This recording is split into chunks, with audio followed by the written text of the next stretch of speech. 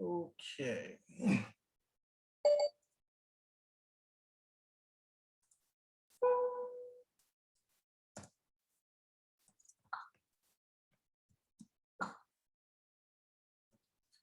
All right, I think we will make a start.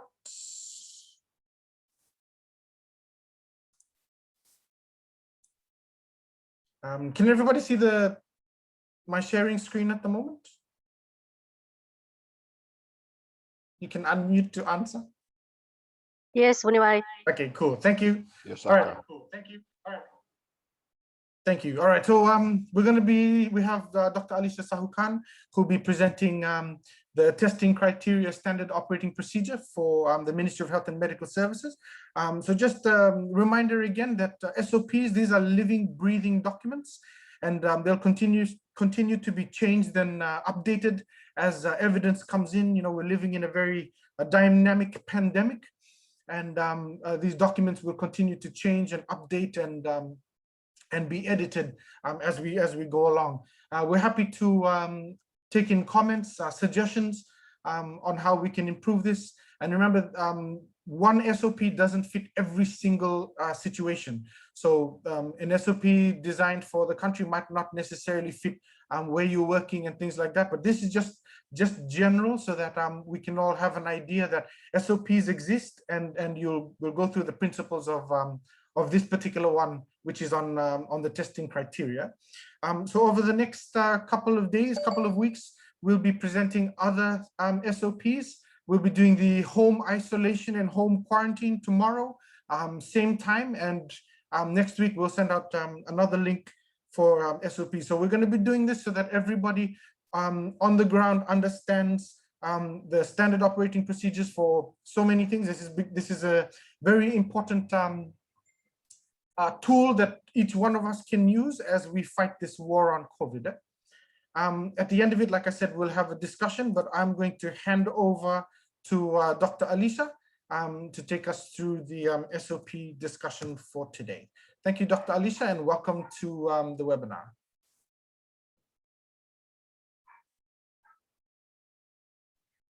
Thank you, Dr. Alipati. I'm just going to share my screen.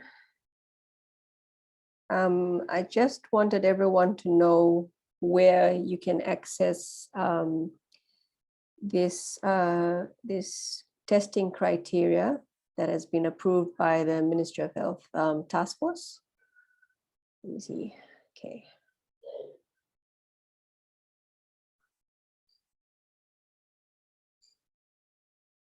Can you see my web browser now? Yep, nice and clear.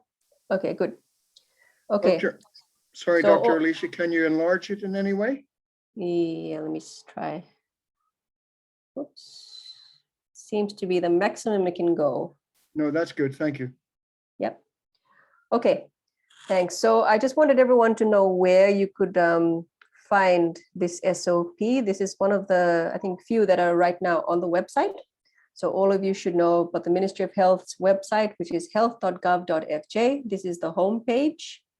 And if you go to COVID-19 and you go to information and guidelines and click that. And then we've got a few different guidelines here, but the one right at the top is the new COVID testing criteria. I think the older one is still somewhere here as well. Yeah, this is the older one that was done in May last year, but that's been superseded now by this one.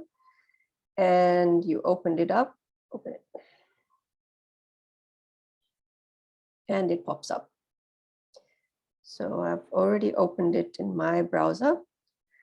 So this is the standard operating procedure or testing criteria for the community. And this was approved by the task force. Oops. Just trying to go to the next page. Yep, so you'll see, like with all the other SOPs, it's got the drafter and it's got the implementation date. So it was just approved by the task force on the 25th of June, which wasn't that long ago, which is almost, well, it's almost a month ago now.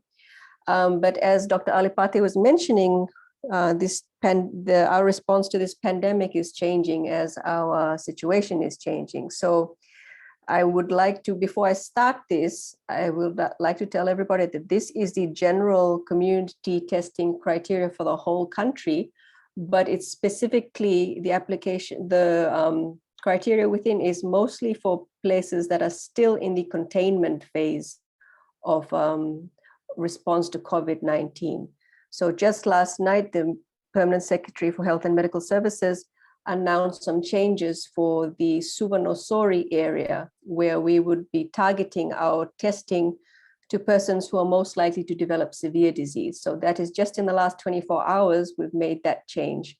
But I think this, this SOP is still useful for everybody to know that in the containment phase, or the more ideal situation than we are in Suvarnasori, this is the type of testing that you should be doing. And as we go along to the different parts of that criteria, I will talk about how it's now different in the Suvarnasori area.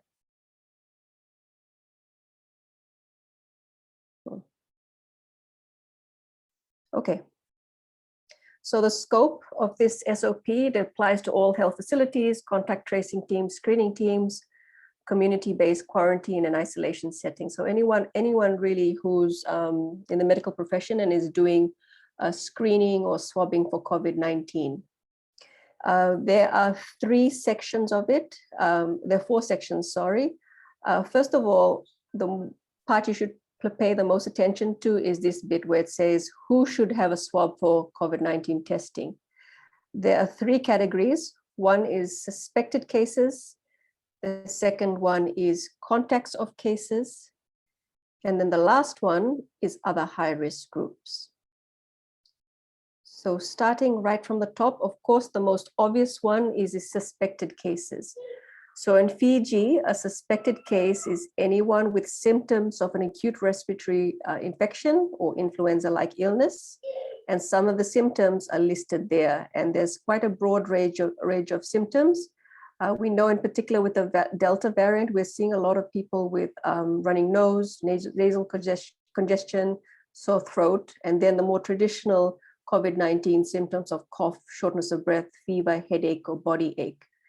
This suspected case criteria should also include cases of severe acute respiratory infection or SARI, and also symptoms that are quite specific to COVID-19 include loss of taste of smell. So people who have this should, acute onset of loss of taste of smell should also be swabbed.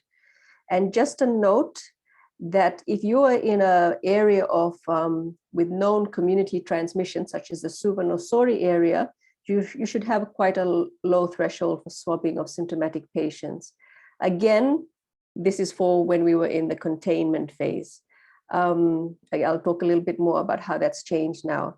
You should be aware of atypical presentations, particularly in children. We're seeing more diarrheal symptoms, so that you should consider them for swabbing as well. And just a note that if someone presents to you with these any of these symptoms, they should self-isolate until test results are known. So this is what we were doing for suspected cases in the containment phase. As of last night, we've been in mitigation for a while, but we were still trying to test everybody who presents with symptoms like this. But we've just announced that we will be targeting our testing now in the Suvarnasori area to people who are more at high risk of developing severe COVID. So people with comorbidities such as diabetes, cardiac disease, kidney disease, high blood pressure, pregnant women. So we're encouraging people in those groups to come forward. And we're saying that anybody who develops any of these symptoms within the Suvarnasori area actually should just presume that they have COVID-19 and self-isolate for 14 days without the real need to go and get swabbed. And during this self-isolation period, they should keep watch for severe COVID-19 symptoms. But if they do have one of those comorbidities or they're pregnant, they should come forward to a screening clinic to be medically assessed as well as swabbed. So that is the change in the Suvarnasori area, but this still applies. This criteria still applies to the rest of the country, which is still, who are still, of course, in the containment phase.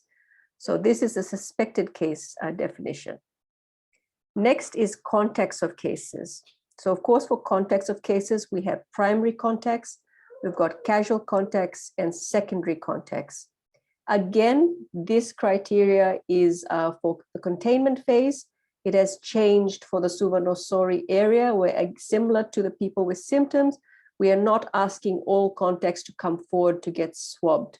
Only the contacts that would be in the high risk group for having severe COVID, we are asking to be swabbed. If we're telling people that if you know that you're a contact of a case, self-quarantine for 14 days. If you develop symptoms, then you add another 14 days from when your symptoms started. And if you develop severe disease, then present. So otherwise, for the rest of the country, primary contacts of cases should be swabbed. And a primary contact case definition is anyone who's been face-to-face with a case, so 2 meters or under for at least 15 minutes during the infectious period, or there's a history of physical contact, or that person has been in a contained space with a case for at least an hour. And so of course, this would include all household contacts. And in accordance with the contact tracing SOP, primary contacts must be quarantined for at least 14 days from their last contact with the case. And that's really important. So that's the time period from the last time they were actually exposed to the case, they should be quarantined for 14 days. And the swabbing for contacts of cases needs to happen on day 1. The primary contacts, day 1, day 4, and day 12. So that's 3 lots of swabbings. Of course, if a primary contact tests positive on day 1, you're not going to swab them again on day 4 and day 12, and vice, that's the same if they test positive on day 4 and on day 12. So this is a part of the standard contact tracing that we've been doing for a couple of months now during the containment phase. Now for casual contacts, so this is anyone that's had contact with the case during the infectious period, but does not fulfill this criteria for primary contact. So for example, they've been in a confined space with a case, but for less than an hour. They should be swabbed only if they become symptomatic. Otherwise, a risk assessment should be undertaken to decide whether they should be swabbed or not as a casual contact. The next category of contacts is secondary contacts. So secondary contacts is essentially, they will become primary contacts of a case should this primary contact become positive. So for example, I just got back from work and Dr. Fong was there. If he became a case, I would be his primary contact. My family members would become the secondary contacts. If I were to test positive on day 1 or day 4, then they would become the primary contacts, and this criteria would apply to them. So secondary contact, in accordance with the contact tracing SOP, they need to be quarantined for at least 4 days from the last contact with the primary contact. And they should be swabbed if they're symptomatic. So the reason is because the primary contact is tested on day 1 and day 4. If the primary contact tests positive on day 1 or day 4, then the secondary contact becomes a primary contact, and we'll have to do that complete 14-day quarantine as well as the swabbing that goes along with it. So that's the rationale between about doing the day 1 and day 4 swabbing for primary contacts, because you also want to gauge what level of exposure the secondary contacts have gotten. So if a primary contact is negative on day 1, day 4, that means the secondary contacts are free to go if they have stopped any contact with the case since they went into quarantine. So that is the testing for your contacts. Next, we move on to your other high-risk groups.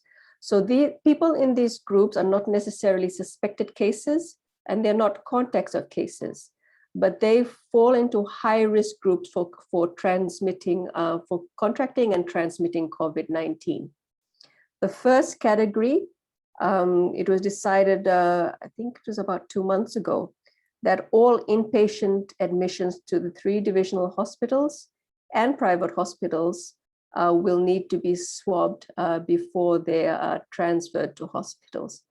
There's also consideration for swabbing of admissions to subdivisional hospitals, but that's based on risk assessment and availability of testing. Again, this will differ according to where you are in Fiji. I know that in Suvarnasori, because we have such a high number of severe cases, we don't want to delay any care for those cases before they actually are allowed to come to the hospital. So it will apply, there will be nuances based on the context of where you are in Fiji. But generally, we do want admissions to hospitals to have a swab to make to see if they are COVID-19 positive or not, so that they can be put into the appropriate care pathway within that hospital. And the next three sections is about healthcare workers. So in general, all healthcare workers in Fiji, this section, the number letter H, all healthcare workers in Fiji must be regularly monitored for illness and not just respiratory symptoms, and swabbed and isolated if they have any illness, especially respiratory, acute respiratory infections. That's a general rule across the whole country. And then you get specific. So healthcare workers and other frontline workers that work in quarantine, this could be border quarantine or could be community quarantine or isolation facilities, they should be monitored regularly for illness, just like any other healthcare worker, and swabbed and isolated if present. But you should also have a regular system of asymptomatic swabbing. And that will depend on your own health facility and the protocol that you have come up with in your healthcare facility. This is the same as healthcare workers who are in containment areas or areas with known community transmission, where they should be monitored regularly for illness, but also a system of regular asymptomatic swabbing should be in place. So that's dependent upon your health care facility. It may be every second day, every third day, every week. And also I is contact tracing and frontline COVID response teams. I believe right now they're being swabbed every 4 days, but that may have changed. And again, this is asymptomatic swabbing as well as the monitoring for illness, where of course, if someone has symptoms, they should be swabbed. Okay, so other than healthcare workers, if you're in a part of Fiji that is still in the containment phase, you're trying to halt transmission, you should be looking at your other highly mobile populations, or populations with a high number of contacts, or people in high risk occupations where they are likely to have a high number of contacts. So people within these industries, so maybe taxi drivers, bus drivers, inter-island shipping workers, police, supermarket workers, aged care facility workers, which are very important, of course, they should be monitored regularly for symptoms and swabbed and isolated if present. And you should also consider a system of asymptomatic swabbing for this group, which I know that the Northern Division had started already. So this is all about trying to find COVID very quickly in these places that are still in the containment phase and isolating them and preventing transmission. So again, so this is the entire testing criteria for Fiji. And again, this is, you need to keep in mind that this is context specific. So this is more for places that are still in the containment phase. You're still trying to halt transmission and you still have the resources where you can be in the containment phase. So it does not wholly apply to, for example, right now, the Suvarnasori area, but it does definitely apply to places like the Northern Division, which are still, of course, not having, which don't have signs of community transmission at this point. I don't think I have anything else to say. Yeah, I think that's all from me. I'm open to questions, of course. Dr. Alipate? Thank you for that, highlighting those important issues. We have a question on the chat forum, ladies and gentlemen. colleagues, please put your hands up, or you could type it into the chat space. Your questions. The question here is, would you classify a person that is unvaccinated or not fully vaccinated as high risk, as we're also seeing deaths amongst this group of people, regardless of comorbidities?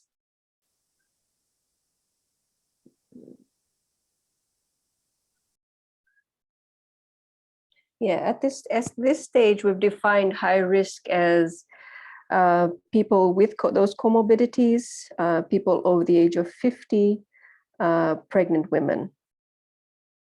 So that is the definition. I think if we were to include people who are not completely vaccinated, I think a percentage right now is just close to 15% of all of Fiji's population have received, the adult population have received 2 doses of the vaccine.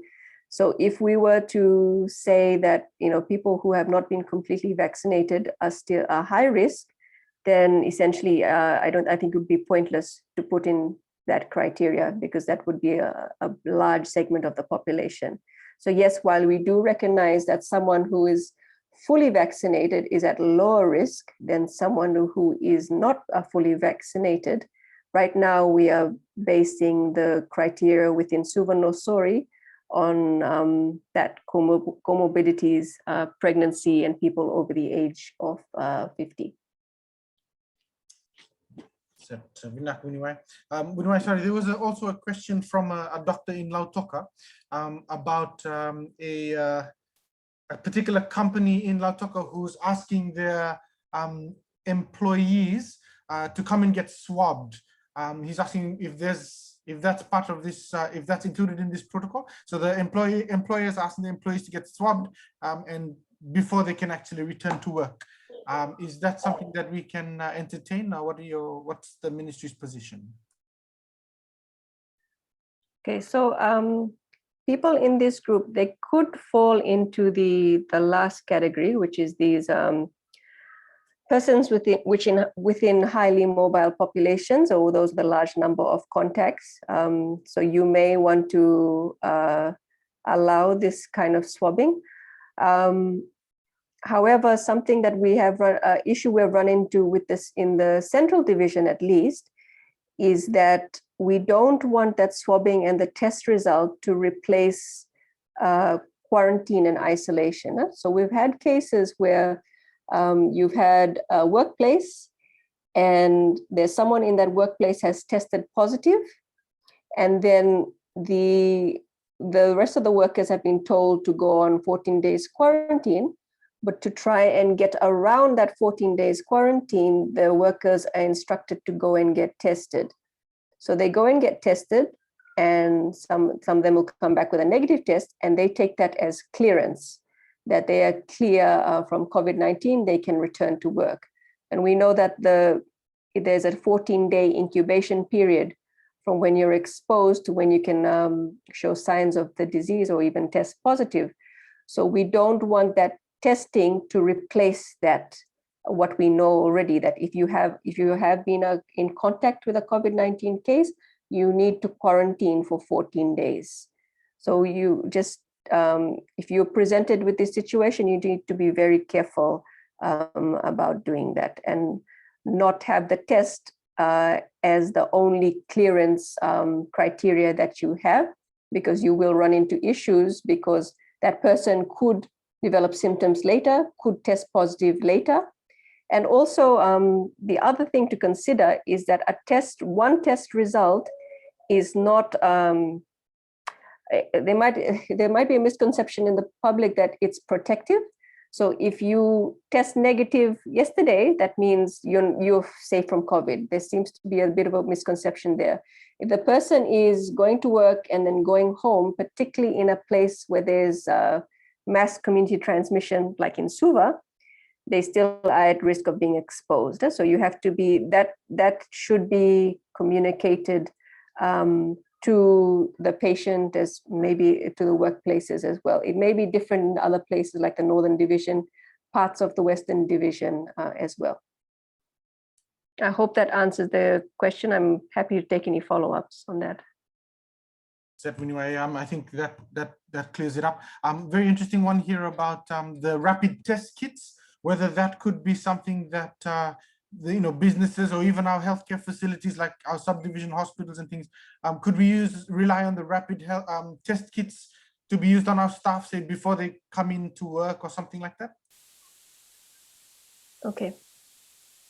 So the rapid test kits, this option has been explored, and under the direction of the Permanent Secretary, we are venturing into using rapid diagnostic tests. It's already been deployed in specific places. Right now, it's being used in the maternity unit of CWM Hospital, as well as our dialysis centers. And then on Saturday, it will be piloted at one of our drive-through testing facilities in Suvarnosori. The issue with rapid diagnostic tests, they perform very well in places with high levels of transmission. Their positive predictive value is very good. So in the Suvarnosori area, if you get somebody who comes to your clinic and is symptomatic for under 7 days or less, and they test positive, well, generally, if they test positive on a rapid test within Suvarnosori, we take that as a positive result because we've got so much virus around. We know that the predictive value of that test is very high. Where the test does suffer a bit is with sensitivity compared to the nucleic acid tests or PCR. The sensitivity of those tests generally is about 80%, which means you have a higher risk of getting false negative results when you're comparing to PCR. And this typically happens if somebody has no symptoms. So this may happen with a contact of a case, or if you're just using it for screening of healthcare workers, or if they've had symptoms from longer than 7 days. So essentially, this is related to the viral load. So if your CT value is increased, so if your CT value goes above 30. So we know that the sensitivity or the decreases, and you have a higher chance of getting false negatives. Keeping this in mind, we have an algorithm that's been designed with the help of WHO, and it's come out of Fiji CDC, that when we do deploy these tests to those specific sites, the people who are doing the testing are well versed in that algorithm. So they know the benefits of the test and what you can rely on the test to do, and the limitations of the test. So right now, for the places where it has been deployed to, we know that if you have somebody who's symptomatic for 7 days or less, and they test positive on the test, we take that as a positive result. However, if they're symptomatic and they live within the Suvarnosori area and they test negative on the RDT, we would treat that as suspicious and that you need to have a confirmatory PCR. So that person still needs to quarantine while they're waiting for their test result. But we see it as a very useful adjunct to our current PCR testing, because obviously you should be able to pick up positive cases faster with people who are symptomatic in this area. So we are rolling that out. I also know that it's being used for staff screening. But the difference with using it for staff screening as opposed to community testing is that you try to bump up the sensitivity by doing more frequent testing. So if you have staff that are asymptomatic and you're just using it as a screening tool, you may just do a nasal swab. But if you're doing that every day or every second day, you're actually increasing your predictive value of the test. So that is acceptable.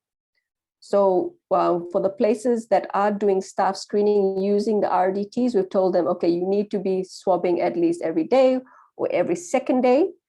And preferably, you should supplement it with weekly PCR just to confirm that you are picking up those cases. So yes, useful, but it does need considerable training and knowledge about how to use the test before it can be deployed to specific areas.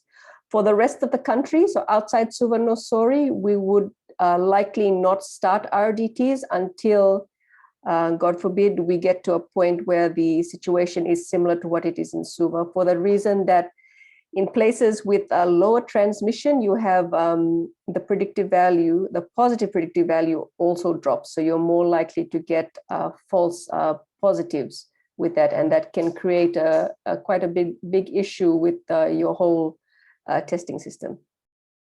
I'm happy to take any follow-up on that. So thank you, Vinay. So I noticed that we have a few heads of hospitals and things listening in, and this could be a very good complementary tool that we can use with the nasopharyngeal swabs as well. So just a question. So if you have a healthcare worker who is a primary contact and they've tested negative so far, could they still come to work with full PPEs? This is more with regards to, say, healthcare workers at our healthcare facilities, like CWM, for example. Again, this is context specific. You need to think about where in the country you are and where, at what level of the outbreak you are in. So what's happening in Suva Nosori is quite different to what's happening in the Northern Division or the Western Division. I know there has been discussion about this. You get to a point where you have so much disease in the community that at some point everybody is going to become a primary contact.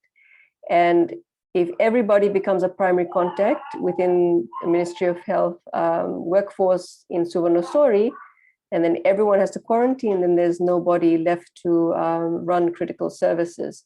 So I know this has been discussed at the highest level.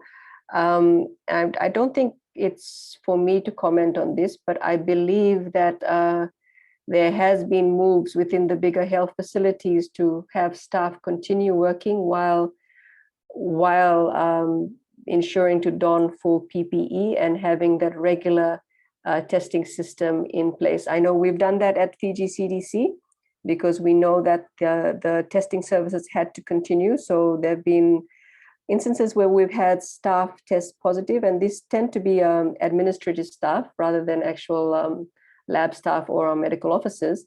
So they've tested positive, but we've continued, the staff have continued to work donning full PPE and working within their bubbles, and they've been testing themselves every day or every second day. And the first time we did this was when we had to be sequestered for 14 days, and we only got, I think, 3 cases out of that entire group. And then we've continued to do this going forward. But you do have to have a really good monitoring system. So where you're monitoring for symptoms and you're also doing this regular testing so that as soon as someone tests positive, that you can pull them out and isolate them. And in this case, you may consider using the PCR over the RDT because the PCR will pick up the case very early. So when this viral load is still quite low, that means the CT value is still quite low compared to the RDT. So basically it's going to be contextualized to the particular area. Okay, so another question here is on home isolation. How do people get their NPS results and how are they cleared to officially go back to work following the 14-day home isolation? I think you probably just clarify that question. So when you're saying home isolation, so isolation is for a positive case, huh? Sorry, quarantine then, quarantine for. Okay, home quarantine. So again, it depends where you are. So Suva Nosori, we're telling people that if you're a contact of a case, you home quarantine for 14 days. You don't need to be tested unless you fall into one of those high-risk groups. So you go 14 days, and if at any time during that period, you start to have symptoms, you need to restart your 14 days from when that first symptom started. So you go another 14 days, and then you have to be 3 days without symptoms before you can be released. In terms of the clearance to from isolation, I know that is being done by the central division team, but the medical officers within.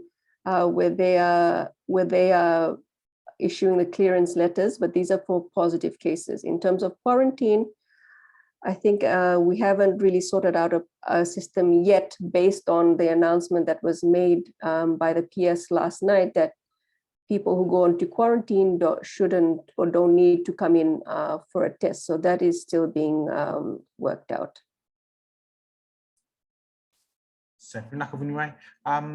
Another question here is based on healthcare workers from a high-risk area, example in ICU, if they have mild symptoms, but if the gene expert test is negative, do they still need to isolate, or could they continue work as usual if their test is negative? This is coming from, I believe, CWM, ICU.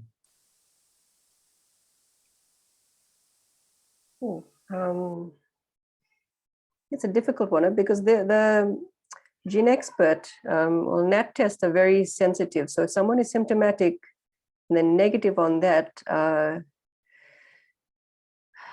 again, I think that that'll have to be the decision of that particular unit. Particularly in Suva-Nosori, as we said before, if you have symptoms, any symptoms, you'd be highly suspecting that that person has COVID. So there's a possibility that you should repeat the test. But yes, it would depend on that particular area and the load on that area. So if someone is working in a critical area, you may decide as a unit that you will continue to work but PPE up. But that has to be a policy decision that's made by that unit or by that hospital.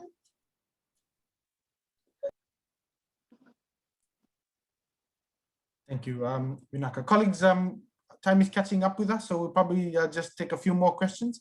Does anybody want to ask a question rather than type it out or send me messages?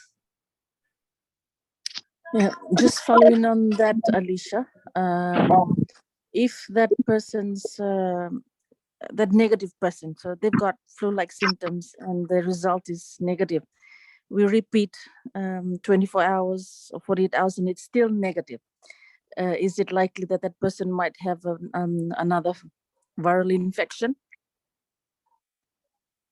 Yes, I would agree. By the second test, if the second test is negative, then you would have to say that they have something else. Huh? They have another viral infection, as you mentioned.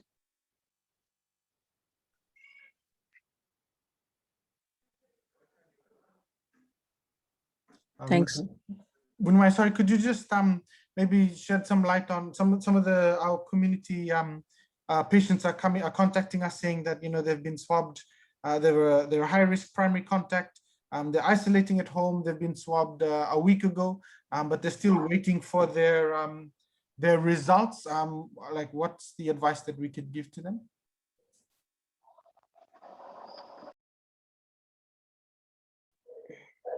Okay, so for the advice for that is essentially what we're saying to the public in general now, that you don't wait for your test result, that you know that if you have symptoms of COVID-19 and you live within Suva-Nosori, you assume you have COVID and you isolate for 14 days. And you have finished your 14-day isolation and finished 3 days without symptoms before you can, that's the end of your isolation period. I know that there's been delay in turnaround of test results to patients. I looked at our turnaround time from the lab just last week, and something like 89% of our samples from date of collection to date of report by the lab is 3 days or less, but that is just from date of when the sample was collected to when the lab has finished the testing and has issued the result back to the divisional teams. It does not take into account how long it takes for the result to go from the divisional team or command center back to the patient. And from what I've been hearing, that's been a few days more added on to that. So essentially what we're telling the public is you just self-isolate, you don't wait for your test result. We are working on ways to get the test results out faster. 2 patients, and that's a work in progress. We're trying to set up a web-based system where they can access the results. Hopefully we'll have that up by next week. Thank you. Naka, sorry, we have I think this one is more of a IPC question. And I noticed that we have some IPC specialists here. So the question is, if COVID patients were seen at a GP clinic, should the clinic be closed? And if so, for how long? Dr. Alicia, you want to try this one?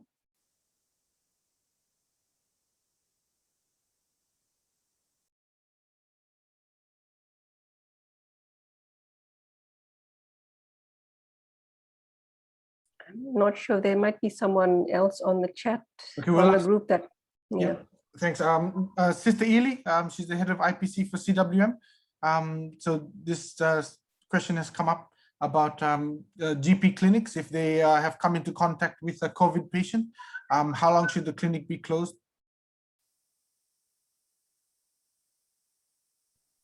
Thank you, Dr. Pate. Basically, for clinics, for what we have been doing at the main hospital, once we have a positive patient that comes in, enter the clinic, detected positive afterwards, what we usually do is basically do a triple clean, and we leave the place closed just for 2 hours, just leave time for the disinfectant to work, and then they can we can proceed with work again within the clinic.